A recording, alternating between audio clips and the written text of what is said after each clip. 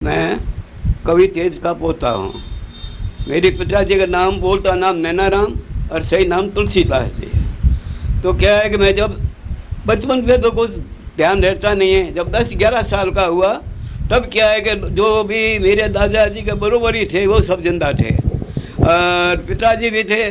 तो उनकी क्या है कि मंडी जमती थी, उनकी अखाड़ा चलाते थे भांग का। तो आप 20-25 आदमी रोज़ भांग पी जाते थे। तो उनके क्या है कि हमारे दादाजी के बरोबरी के लोग थे, वो भी वहाँ आते थे। तो वो हमको हिस्ट्री सुनाते थे कि भाई तेरे दादाजी जो है कवि तेज कैसे हुए। तो वो उनको सुनाते थे कि जब वो बचपन के थे, जब क्या है कि वो पढ़ाई करते थे, तो दीवान जी अजीत सिंह जी थे, वो क्या है कि स्कूल में गए उनकी जांच करने के लिए। तो जांच करने के लिए गए तो बच्चे सभी क्या है कि जैसे आप खड़े होते हैं, सभी खड़े हुए बैठे और उन्होंने प्रश्न पूछा बच्चों को। तो बच्चे क्या है कि उन दिनों में राजा महाराजा के नाम सुनते ही घबराते थे। फिर भी बच्चे थे, कोई जवाब देता था, कोई कमज़ोर होता था, कोई होता था। लेकिन ये क्या है कि नीचे धुन करके और कुछ लिख रहे थे। तो अजीत सिंह ने देखा कि सभी बच्चे तो मेरे तरफ देख रहे हैं, जवाब दे रहे हैं, ये नीचे क्या लिख रहा है इधर। तो उन्होंने कॉपी देखी तो 10 साल का बच्चा और इसने ऐसी कविताएं लिखी है, क्योंकि वो खुद बहुत विद्वान थे। तो उन्होंने कहा ऐसा विद्वान आदमी जब 10 साल का ऐसी विद्वान कविताएं लिखता है तो ये आगे जाकर के महान कवि बनेगा। तो उन्होंने कहा कि भाई तू किसका लड़का है? तो उन्होंने कहा मैं गौरीदास का लड़का हूँ। तो उनको भेज तेरे पिताजी को और तू जा घर जाके। उन्होंने तो कहा कि मुझे घर से स्कूल से निकाल दिया, रोते हुए घर गए वो। तो उन्होंने भेजा पिताजी को, वहाँ आए तो उन्होंने कहा कि भाई ये तेरा लड़का है? तो क्या हाँ। तो इसको यहाँ नहीं, इसको कलकत्ते भेज पढ़ने के लिए। उन्होंने कहा भैया मैं गरीब आदमी हूँ, कलकत्ते भेजने खर्चे चलाना भारी पड़ता है, तो इसलिए तो नहीं, खर्चा मैं दूंगा। अरे इतना बच्चा जो है इतना विद्वान है, जो आगे जाके कितना महान बनेगा, तो इसको मैं खर्चा देता हूँ, मैं इसको सब कुछ इंतजाम मैं करता हूँ, तुमको कुछ करने की जरूरत नहीं, तो सिर्फ मैं कहूँ इसको कलकत्ते भेज दे। तो उन्होंने बात की, भेज दिया। तो उन्होंने गुरु माना है अजीत सिंह जी को, अजीत सिंह को गुरु माना। अरे वहाँ जब 6ठी पास उन्होंने वहाँ की तो उनका प्रभाव ऐसा पड़ा कि पूरी जो स्कूल में जो हजारों बच्चे थे सब उनके एक प्रकार के गुरु मानने लगे उनको, और बिल्कुल उनको अपना अच्छा साथी मानने लग गए। तो 6ठी पास करके उन्होंने क्या है वो अंग्रेज़ों का जो शासन चला था उनको बर्दाश्त नहीं हुआ और वो आ गए जैसलमेर में आकर के उन्होंने कहा कि भाई गांधी जी कह रहे हैं कि भाई ये सभी छुआछूत मिटाओ, एकता करो। तो ये करने से तो नहीं होता है, अब मैं प्रैक्टिस करूँगा इसकी। इन्होंने करके एक छोटे मोटे पहले खेल बनाया जिसको रमत कहते हैं, फिर बड़ी रमत बनाई। तो रामत बनाई देखने तो आते तो पहले शुरू से क्या हो गया, ऐसा था कि भाई ब्राह्मण है तो यहाँ ब्राह्मण बैठेगा, यहाँ बनिया बैठेगा, तो यहाँ बनिया के वो बैठे, इस प्रकार से बैठते थे। धीरे धीरे क्या है कि मैदान में जो बैठते थे उनके भी आदमी 7 आदमी बैठने लग गए। तो वो लोग कभी दुए देते थे जाते जाते, तो कभी देखा कि ये हरिजन दुआ दे रहा है, अरे ये तो अच्छा है, पिंगड़ा बनने लायक है, ये तो भर्ती बनने लायक है। जैसे कोई न्यारी देता दूध देते थे तो उन्होंने कहा कि इनको भी शिक्षा देनी चाहिए। यूँ करके उन्होंने न्यारियों को शिक्षा दी, रामत बनाई, दर्जियों को शिक्षा दे करके ट्रेनिंग दी, हरिजनों को ट्रेनिंग, हरिजन की अरे जो हम ये छाँ से दूर रहते वाह मारा भाग है, अरे क्या भाग है, मैं देता हूँ तुम्हें वो, मैं यहाँ बैठता हूँ तुम यहाँ खेलो। हाँ वो क्या है कि इतना बड़ा बांस की लकड़ी रखते थे, बांस होता है लंबा लंबा, वो रखते थे, अगर पाँव जुड़ जाते तो मैं खेलो। जब उन्होंने देखा कि ब्राह्मण होकर के और हमको यदि उनकी कितनी श्रद्धा बढ़ती है, उनकी बहुत श्रद्धा बढ़ी कवि तेज के बारे में, तो न्यारिया दर्जी ये सभी उनको गुरु मानने लग गए। इसके अलावा फिर भी उन्होंने क्या है कि इष्ट पक्का था उनका जगदम्बा के प्रति, जो भी जिनको भी उन्होंने आशीर्वाद दिया वो उनको पलटा रहा, तो सब ने उनको गुरु माना। तो क्या है उन दिनों में कुछ कुरीतियाँ चलती थी जैसलमेर में, जैसे बच्ची को जन्म देते ही मार देना, छोटे को ब्याह कर देना, बेटियों को बेचना, तो उनको बहुत बुरा लगा। तो उन्होंने क्या है कि उनके बारे में रमत बनाई एक कि नैना खसम यानी छोटा पति बड़ी बहू। तो ये क्या है कि बड़े दीवान था एक, उसने अपनी बेटी को बेच करके 10 साल को ब्याह किया था।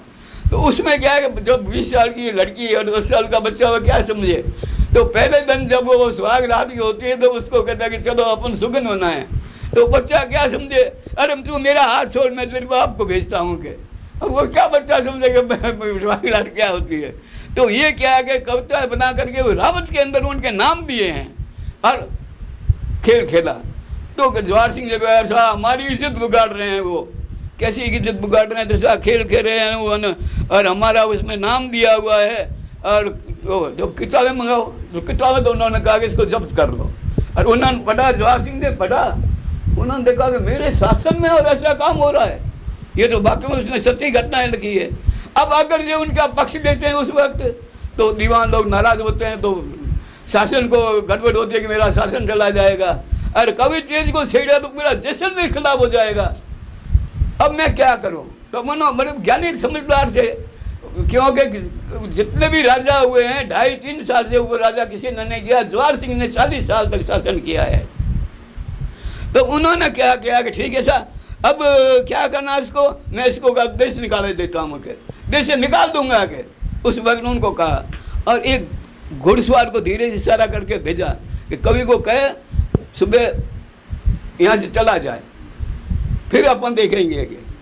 तो इशारा हुआ, कवि चल गए। ये बाद में के रास्ते पहले जाते थे तो पहले कोई सवारियाँ थी नहीं, कोई गाड़ियाँ थी नहीं, वो या तो पोखर से ट्रेन मिलती थी या फिर बाड़मेर से ही ट्रेन मिलती थी।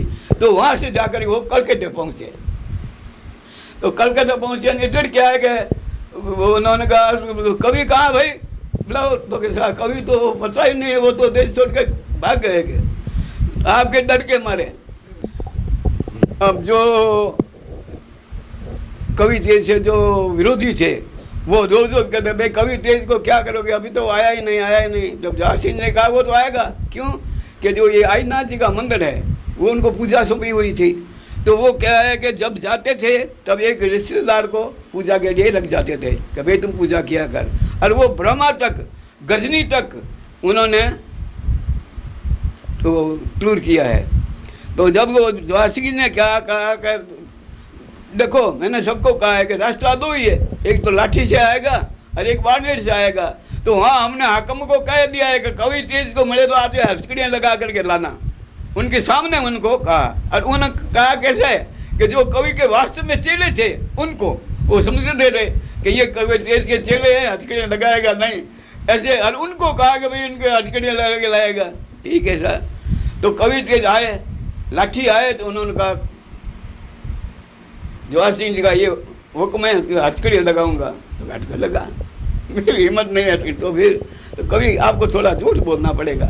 तो बोल, तो यूँ कहना कि मैं लाठी के रास्ते से नहीं आया, वो नाचने से होकर के और उधर से मैं आया हूँ, इतना थोड़ा झूठ बोलना पड़ेगा। तो ठीक है मैं बोल बेचवा कह दूँगी, इसमें कोई बात नहीं है। क्या सर, अब वो आए तो कभी आ गया, क्योंकि जो आता ना, एक तो भाद्रा सुदी मेला लगता है और एक नवरात्रि, तो इनमें तो कवि से जहाँ भी थे वो आ ही रहते थे। तो उन्होंने कहा अब देख ये अपने माह महीने का पक्ष शुद्ध पक्ष है, कभी आएगा ही, मालूम पड़ गया कभी आ गया।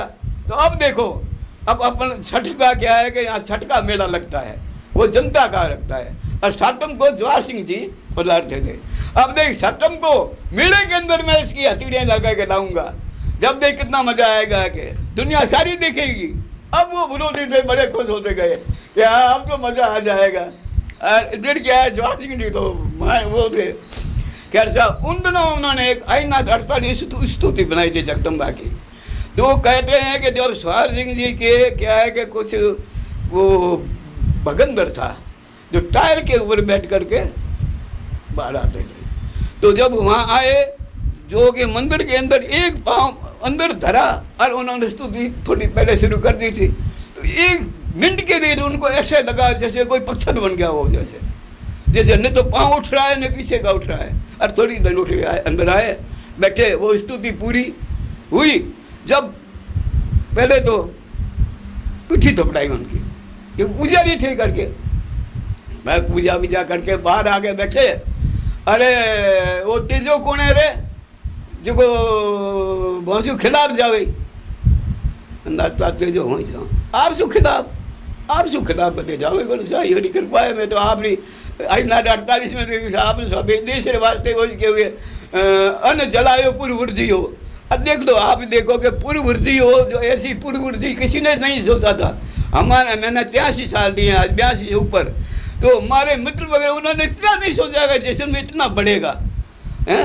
और जल अनायु पूर्ववर्ती जल का इतना भंडार है आज पर, नहीं तो वो जल की ऐसी स्थिति थी कि गड़ी शहर में पानी नहीं होता था तो अमर सागर से दुकानें पानी भर के लाती थी और काम चलाती थी। एक हंडा भर के लाती थी उसमें चम चलाती थी, खारा पानी आता था जैसलमेर में। तो वो क्या है कि बर्तन धोने के लिए नहाने के लिए वो काम में देते थे। लेकिन वो आज ये आज दला लगा हुआ है, उनकी स्तुति है कारण कि जल अनायु अनाज बाहर से कहाँ आता था, कोई गाड़ियाँ नहीं आती थी न कोई आता था, सिर्फ कोई सब्जी वगैरह जैसलमेर में नहीं मिलती थी, सिर्फ आलू और कांदों के अलावा कोई सब्जी जैसलमेर में नहीं मिलती थी।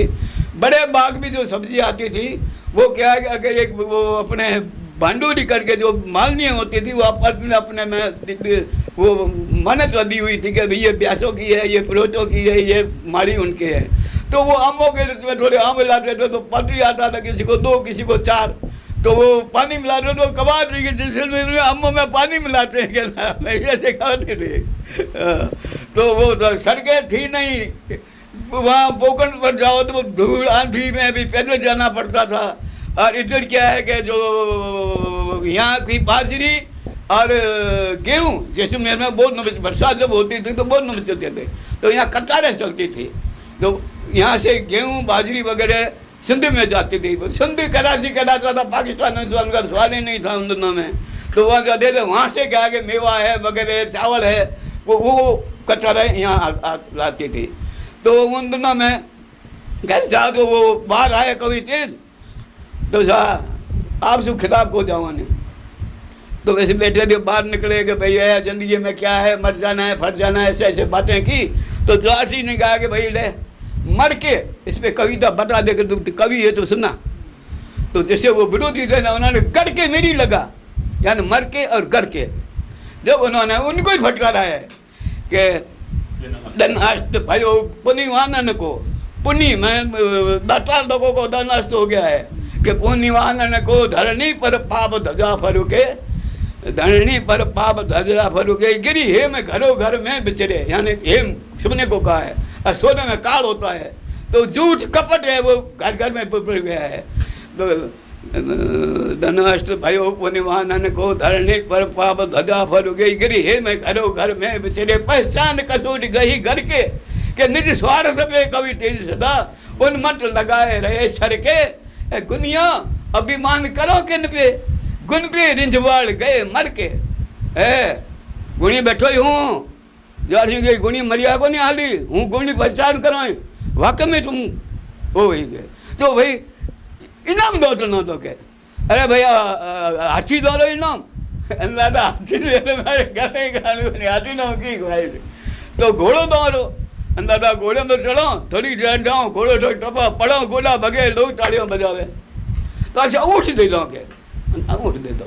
उन्होंने ऊँट उनको इनाम दिया और वो उनको मान्यता का वो जैसे आजकल कहते हैं ना वो क्या अवार्ड कहते हैं बाहर कहते हैं, जो उनको दिया कि ये राष्ट्र कवि है। और वो तो बाकी दोनों का भाई ये विरोधियों का कि ये तो देश की कितनी भले चल रहा है, देश के हर कदम कदम पे देश के लिए अच्छा कहा है। और तुम कहते हो कि मेरी विरोधी है, कहाँ विरोधी, जो किसी विरोधी के वक्त पे नहीं है। अच्छा इसमें लिखा है में तो जिन जिन्होंने ये काम किया है उनके बारे में नाम तो किसी का है नहीं, तो नाम था जैसे ग्यारह दास का नाम था एक हमारी जाति वालों में है ग्यारह दास, उसके बाप का नाम था पोलाराम। जब कहा गया ग्यारह शाबाश न तू नहीं नुकटरो जायो दोनों खाए से घर को भड़ो भलो कहायो। तो उन्होंने कहा ये मेरा नाम है, तो कहा है 11 नाम है मेरा नाम है मेरो गाने घर, ये तो 11 शाबाश दिया है। और पोला राम है तेरे कहा है तो मैं गाली कहाँ दी, पोते का दिखला नहीं है तू, तेरे बाप का नाम पोला नहीं है तो ये तो नुकट कहाँ हुआ पोला, मैंने तो ये कहा है। तो यूँ करके रावण में ऐसे नाम दिया है कि प्रूफ कोई नहीं कर सके कि भाई ये मेरा ही नाम है। तो इस प्रकार से जवाहर सिंह ने उनको इनाम दिया और सबको दिया। अब जब वो क्या है, जवाहर सिंह जी बड़े चालाक थे, उनको मोरी समेत ऊँट दिया। अब उसे श्रृंगार नहीं किया। रास्ते में आए तो दीवान काका रास्ते में था, तो उनको तो कोई उनसे तो द्वेषता थी नहीं। जब उन्होंने कहा कि ऊँट तो अंदाजा बख्शियो और पीठ सजावना आप, और आप पीठ इसकी आप सजाओगे। हाँ, उन्होंने ऊँट न दिया तो पीठ तो आप सजाओ। जब उसी दीवान ने उनकी ऊँट की जो कहते हैं ना वो श्रृंगारी ऊँट को कतराने गई, वो कई भाषा में गई, ऊँट के श्रृंगार न की गई, गोरबंद गई कि क्या वो पीठ से पलान है, बिस्तर है वगैरह, उनका जो श्रृंगार होता है वो पूरा उसने उन्हें दीवान दिया। इसलिए दीवान से भी उन्होंने हाथ मिलाया। जो आसिम आदमी उनको भी नारा, उनको भाई मेरे तुम्हारे से कोई दोस्ता तो है नहीं, मेरे को ये कुरीतियाँ थी इसलिए मेरे को बताना थी। जब उनको भी खुश किया और जो आसिम जी राजी रहे और उन्होंने और एक बार पुष्करना सम्मेलन हुआ, कहाँ, नागपुर में।